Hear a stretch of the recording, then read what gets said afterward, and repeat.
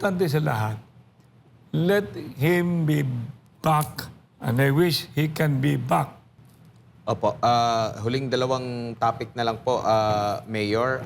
Dito naman po sa kaso ni former President Rodrigo Duterte, leader ng PDP Laban din po. Ano po ang masasabi ninyo no, during sa confirmation of charges kung nakamonitor po kayo sa panig ng prosecution at sa panig ng depensa, lalo na bilang opisyal ng PDP Laban at the same time bilang abogado na rin po? Babalik na ng babalik eh. I was here when that matter came about. And in Cebu, right away I called a press con. And I made a declaration that I will lead the opposition 6, 7, and 8 on the matter of the snatching that I considered kidnapping.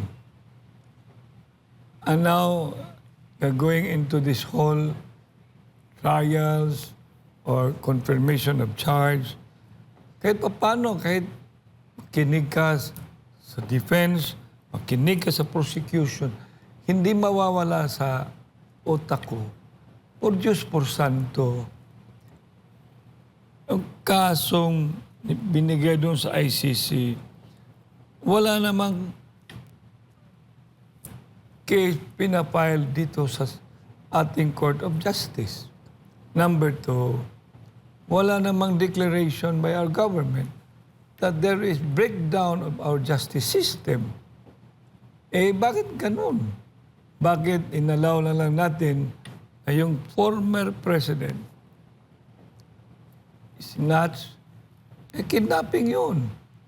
Kahit paano, I wish and I pray that the ending over there, because imagine, you will be hearing whatever ending. But I wish and I pray that the ending will be favorable.